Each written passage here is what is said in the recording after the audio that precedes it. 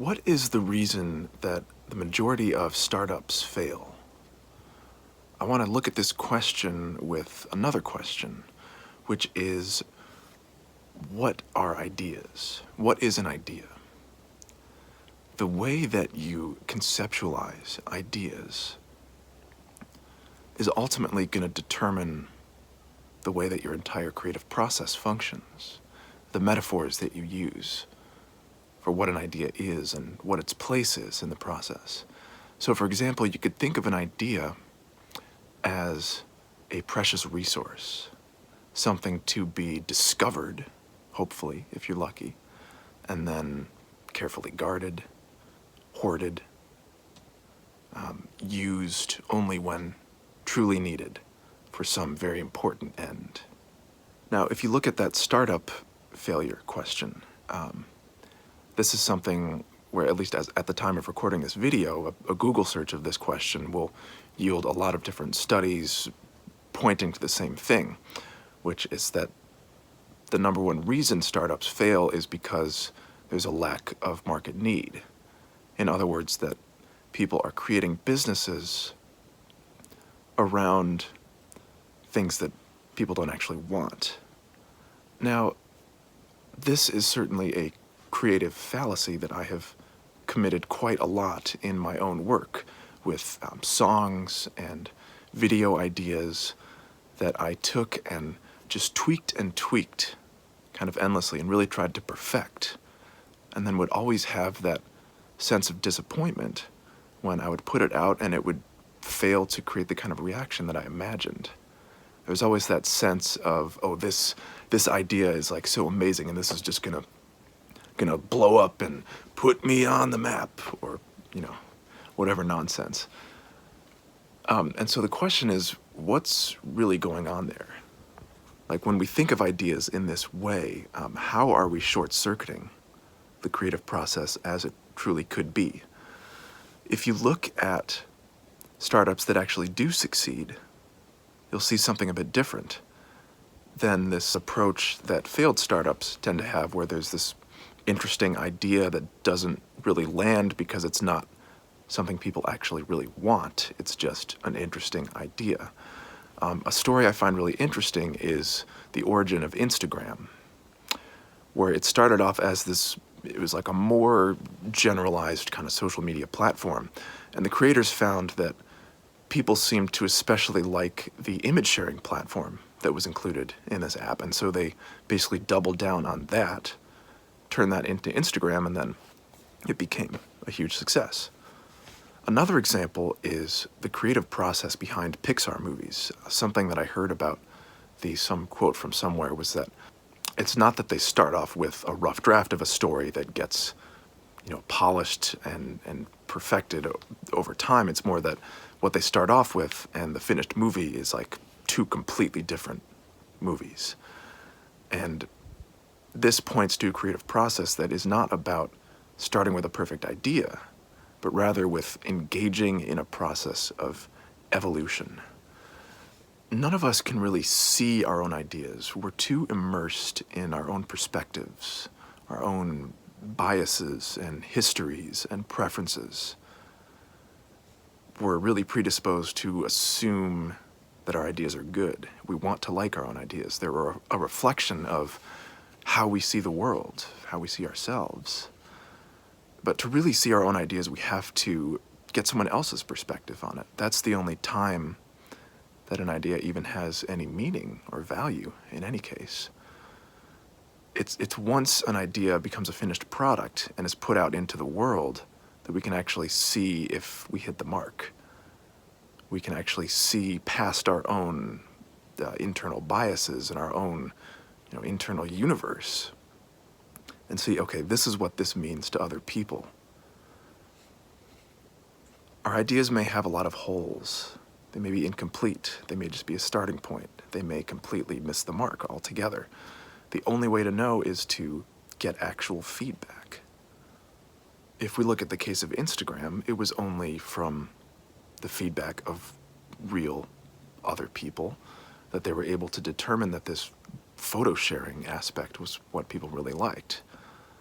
So instead of seeing an idea as a precious resource to be discovered and then hoarded, we could instead see ideas as a kind of spark of life, something leading to an evolutionary process.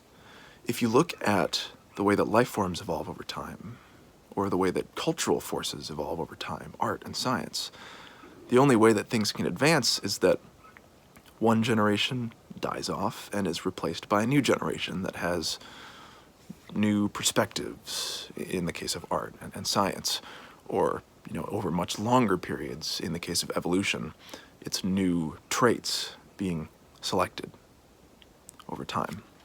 So the key here is that one generation has to die off. In other words, you have to take an idea, you have to turn it into a finished product of some kind. You have to get some kind of feedback on it. You have to get someone else's perspective and really see the idea for what it is in order to really understand it. And so the trick here, the reason that so often is not the creative process that we follow, is that you have to trust that evolutionary process. You have to trust that when one generation dies, another generation will come up to take its place. You have to trust that your own ideas will continue coming and that they will in fact get better.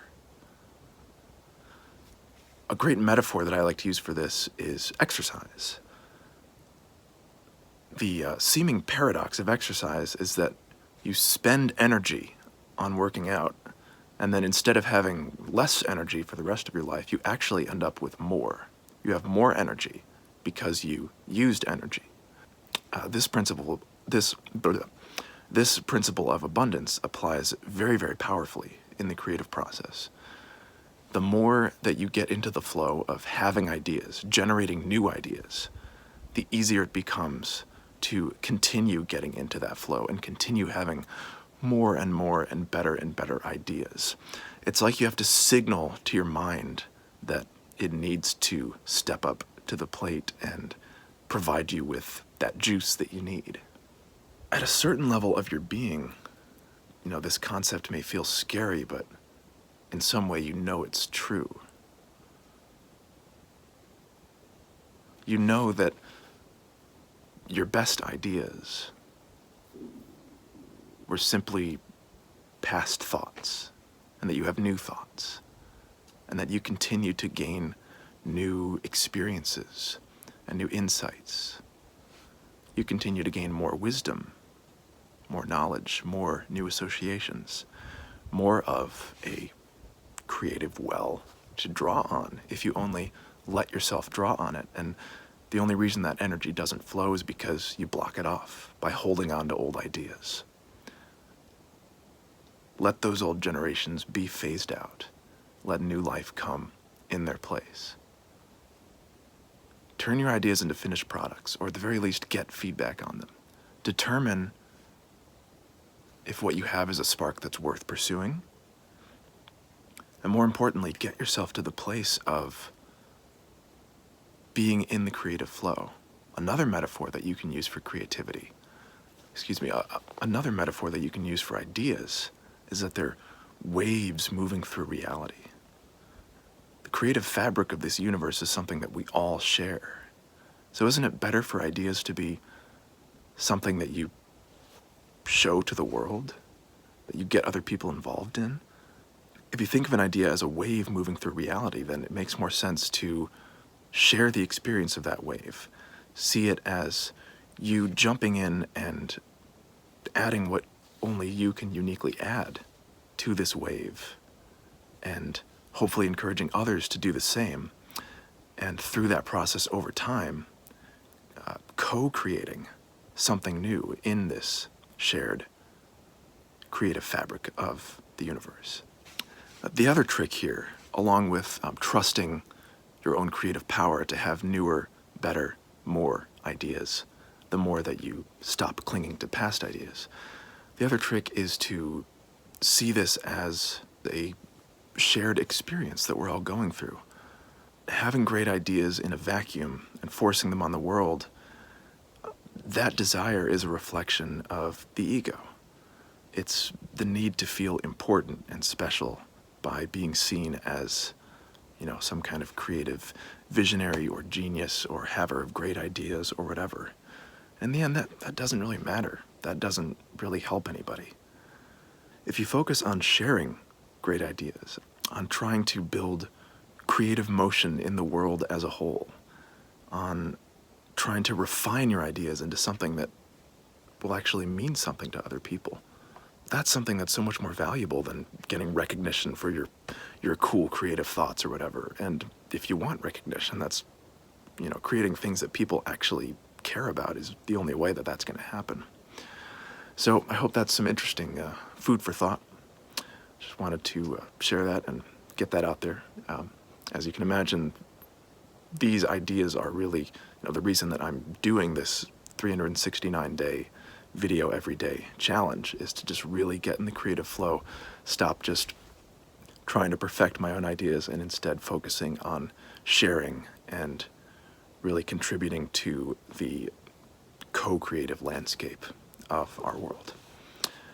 So I will see you on the next one. Thanks for watching.